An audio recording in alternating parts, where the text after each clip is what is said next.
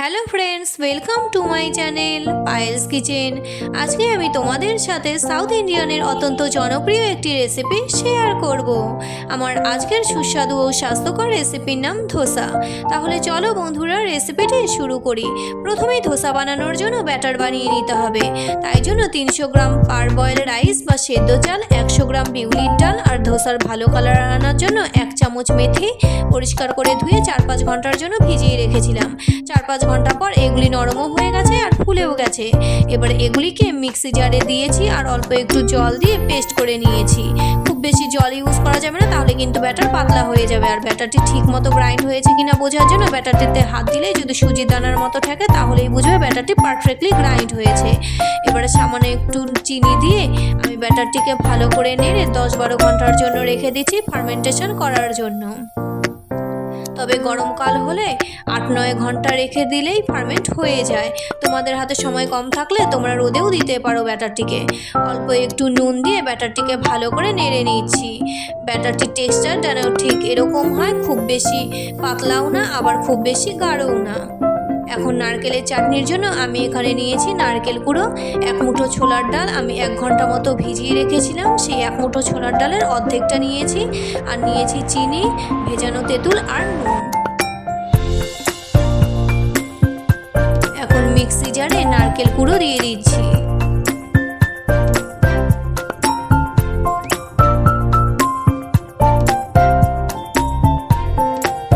চিনি, নুন, ভেজানো ছোলার ডাল আর ভেজানো তেঁতুল দিয়ে দিচ্ছি। ঝালের জন্য 2টো লঙ্কা দিয়ে দিলাম। তোমরা তোমাদের পছন্দ মতো ঝাল দিও।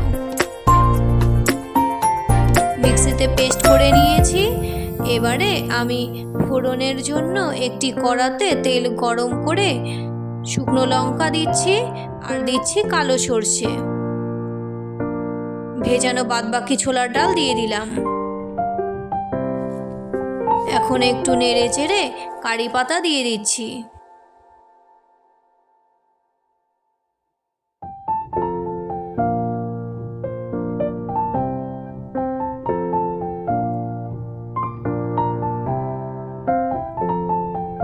ফোড়নটিকে তুলে আমি এটিতে ভালো করে স্প্রেড করে দিচ্ছি।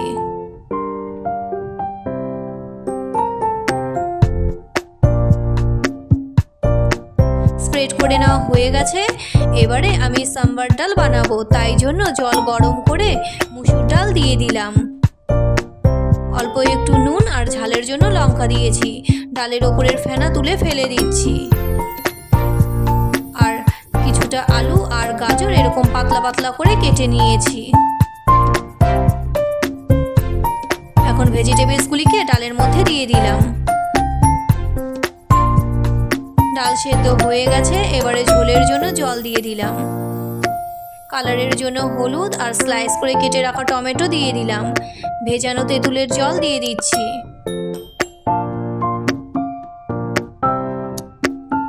এখন ফোড়নের জন্য কিছুটা তেল গরম করে শুকনো লঙ্কা, কালো সর্ষে আর কারি পাতা দিয়ে দিলাম।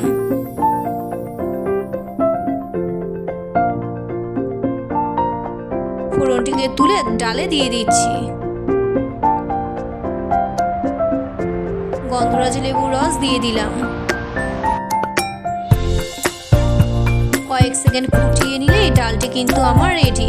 আমি সাম্বার ডাল মুসুর ডাল দিয়ে করেছি, তোমরা অরলের ডাল দিয়েও করতে পারো।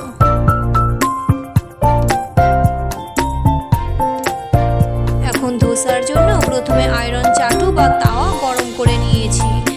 গরম করার পর গ্যাসের ওভেনটিকে অফ করে তাওয়াটিকে ননস্টিকে করে নেওয়ার জন্য সামান্য সাদা তেল মাখিয়ে নিচ্ছি। আমি টিস্যুতে করে সাদা তেল মাখিয়ে নিলাম তাওয়াতে। তোমরা সাদা তেল ব্রাশ করেও নিতে পারো। আর যদি ননস্টিকের তাওয়া নাও তাহলে কিন্তু তেল ব্রাশ করার দরকার নেই। এখন তাওয়ার মাঝখানে ব্যাটার দিয়ে হাতার সাহায্যে ছড়িয়ে দিচ্ছি। সামান্য সাদা তেল দিয়ে খুন্তির সাহায্যে তেলটিকে ভালো করে ছড়িয়ে নিচ্ছি।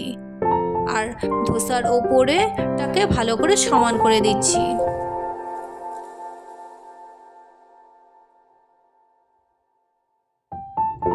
নিচে কালার আসা শুরু করেছে। ধোসা কিন্তু এখন আমার হয়েও গেছে। এবারে এটিকে আমি তুলে নিচ্ছি।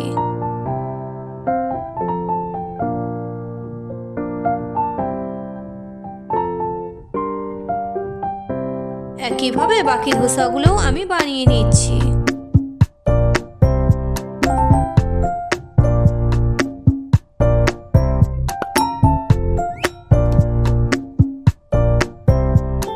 তাওয়ার মাঝখানে ব্যাটার দিয়ে ভালো করে স্প্রেড করে নিয়েছি হাতার সাহায্যে। আর ধোসাটিকে ক্রিস্পি করার জন্য সামান্য সাদা তেল দিয়ে খুন্তির সাহায্যে এইভাবে তেলটিকে ভালো করে ছড়িয়ে দিচ্ছি। আর ধোসার উপরটাকেও ভালো করে সমান করে দিচ্ছি।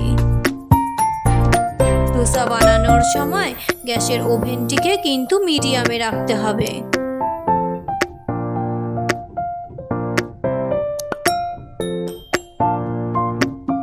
প্রথমেই তাওয়া গরম করে গ্যাসের ওভেনটিকে আমি অফ করে নিয়েছিলাম।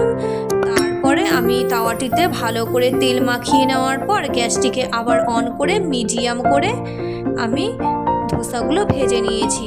ধোসার পেছনে আর সামনে ঠিক দেখো বন্ধুরা কত সুন্দর কালার এসেছে, আর ধোসা কিন্তু খুব ক্রিস্পিও হয়েছে।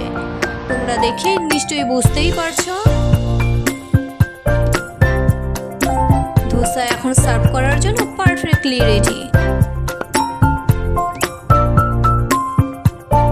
তাহলে বন্ধুরা, আমার ভ্যারাইটি রান্না খুব সহজে বাড়িতে তৈরি করে নেওয়ার জন্য আমার চ্যানেলটিকে কিন্তু সাবস্ক্রাইব করে রেখো। আর আমার সমস্ত রান্নার আপডেট আগে পাওয়ার জন্য বেল নোটিফিকেশনটাও ক্লিক করে রাখবে। আর আমার এই রেসিপি যদি তোমাদের ভালো লাগে তাহলে রেসিপিটিকে কিন্তু লাইক আর শেয়ার করতে ভুলবে না নিজেদের ফ্রেন্ড আর রিলেটিভদের সাথে। তাহলে আজকের মতো এই পর্যন্তই, আবারও আসছি নতুন কোনো রেসিপি নিয়ে। ততক্ষণ পর্যন্ত সবাই সুস্থ থেকো ও ভালো থেকো। টাটা।